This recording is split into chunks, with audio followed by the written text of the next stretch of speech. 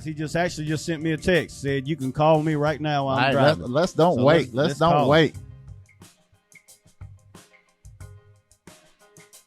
Put him right there on the speaker. Hello? Coach Glass, man, congratulations. Congratulations. Man, I know you all smiles right now. Hey, with Coach Glass, I'm gonna pass you over here to Danny Hipp. And man, once again, congratulations. We're all ecstatic here for you. I appreciate it, man. Thank y'all. All right. Hey, good morning, Coach Glass. Appreciate you jumping on here with us today. Morning, sir. Appreciate it. Absolutely. So, a game last night, man. I mean, we watched it. We listened to it. We watched it.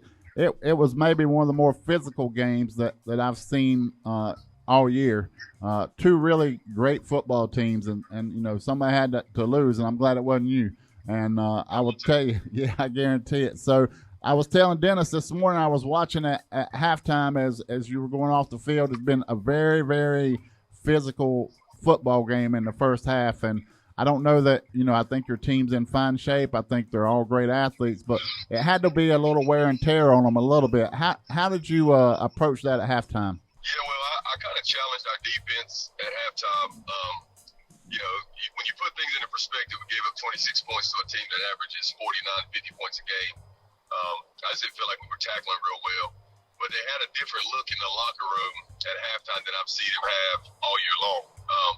Kind of a beat down look, more of a, like you could just tell the physical part of the game had been wearing on them a little bit. And, you know, I kind of got in them pretty good, and I sat back and I walked outside for a second to kind of get my thoughts in. I thought, you know what, I need to get our seniors involved. So I went back in and talked to our seniors. I'm not going to say anything else. I'm going to let our seniors handle it. I told them and challenged them, and I made all the coaches leave the locker room and let our seniors talk.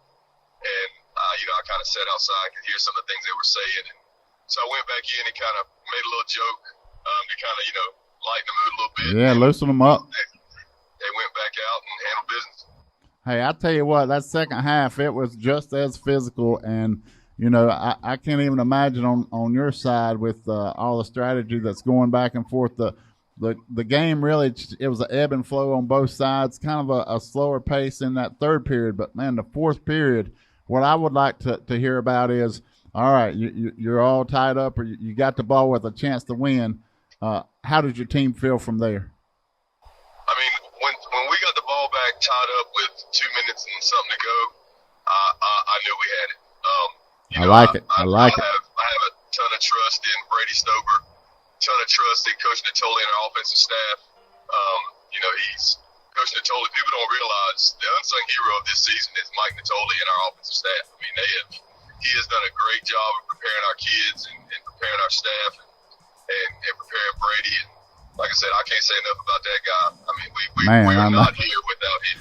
Yeah, I agree with that 100%. But I tell you, had so many people participating and stepping up to a higher level last night.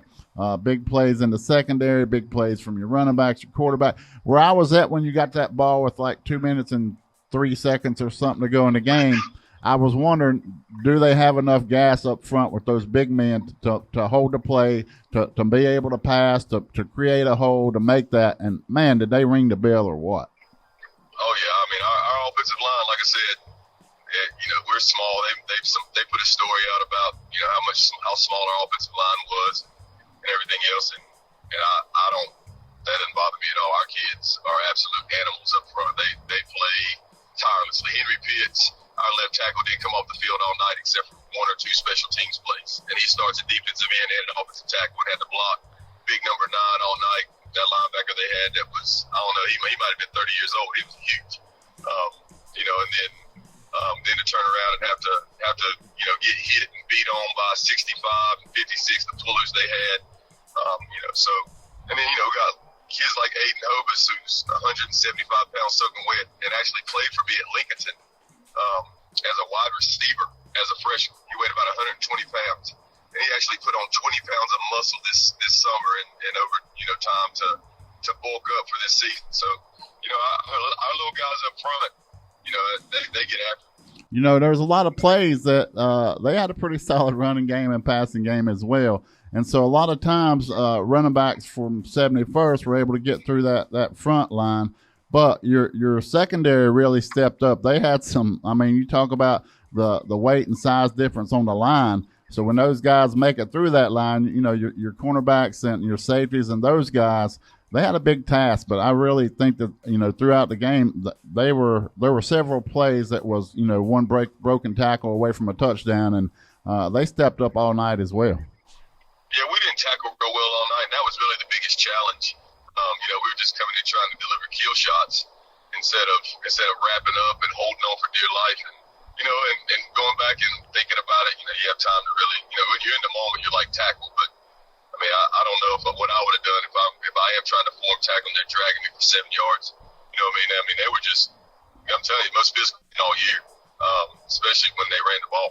They were just so big, so physical, and we were undersized. And you know, but we normally had, you know, when we did play well, we had 6 or 7 guys, you know, hanging on. And we might have got drugged for about 3 or 4 yards, but we found a way to see it through. Yeah, you know, and a lot of times games like this, it comes down to mistakes or penalties or turnovers. And last night's game, there was only 1 turnover in the entire game, and that was the one you needed the most. Yeah, I talked about that in that other interview with Will Prince. You know, he had a rough game. You know, he came in, missed a few tackles, and you know, things like that. And the series before, like I really lit into him, like right on the sideline. He kind of went back at me a little bit, and you know, I went back at him again and went down, and you know, had that last series. And I said, he comes to me and he goes, "Coach, I got you. I promise, I got you." I said, "All right, well, please get me then."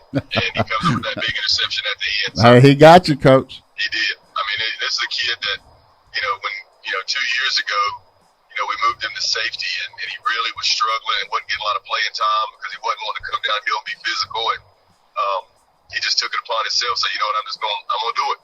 Yeah. He started doing it, came in and figured it out. You know, and he had a great year for us. Yeah, and that'll be a lifetime memory for him. I mean, for him and a lot of those guys, you know, Hickory is a very engaged community. You had a tremendous crowd there last night. I know a lot of those folks. I've seen some interviews during the season, and then also this week with some chatter from the 96 team and folks wanting to return that 88. I'm sorry, from that team and wanting to, you know, see Hickory back at that level. And you got them there, Coach. You and your coaching staff have done a tremendous job. But what kind of support have you had from the community? Oh, it's unbelievable. I mean, it's been like that from day one. I mean, our booster club's unbelievable. You know, just the community outpouring of support at games, and you know, if we ever need anything, they're there. I mean, our parents are absolutely great. I mean, they, you know, we don't hurt for anything.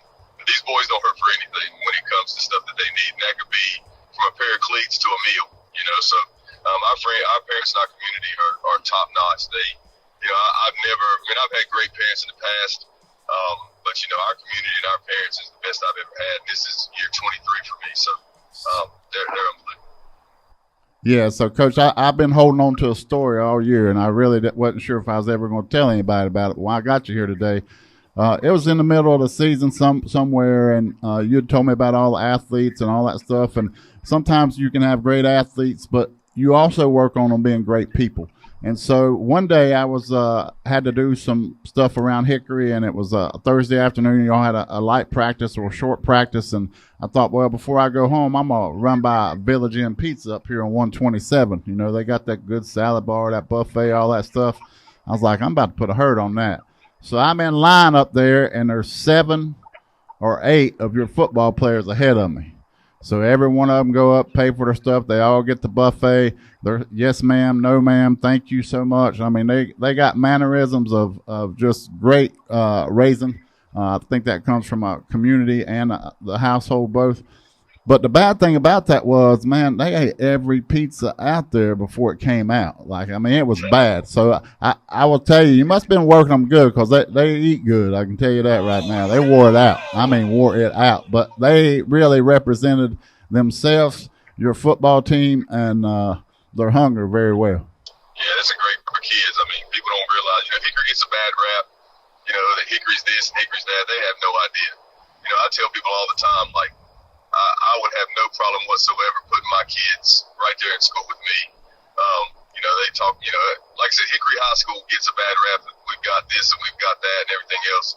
I mean, I leave my keys in my car every day and wallet sitting on my front seat. Not one time's it been touched. Yep. You know what I mean? Like I know exactly what you mean. People have no idea how great of a school Hickory High School is. You know, every school's got its issues and everything else, but I mean, it's an unbelievable school and an unbelievable administration from the top all the way down. Yeah, I would agree with that, and I think that's a good reflection of those kids, their parents, that community, and in particular, Coach, your coaching staff. I'm gonna hand it off to Dennis. I think he's got a few things to ask you. Hey, Coach Glass, I remember at the season, first of the season, you told us, you know, this is your best team you've ever coached, and obviously, you know, it is to go 15-0 and win a state championship. 16, ain't it? It's 16. 16. Yeah, get him, Coach 16, Glass. 16-0. That last one was the main one. Yeah, the last one was the main one. But Coach, I've always said, and I remember I've asked this question plenty of times to Danny and other my friends. Like, I've always wondered why Hickory, you know, as big as the city of Hickory, they ought to have more state championships. But I've always said though, you know, players make coaches, but coaches put kids in great positions. And I tell you what, they got a heck of a coach at Hickory right now, and coach and yourself, and it proved it to win a state championship since 1998. You know, I really think it comes down to, I mean, I've got 10 assistants that do a great job. You know, I talk about Coach Coffee and people like that. I mean, they do a great job. They love on our kids. They take a lot off of me.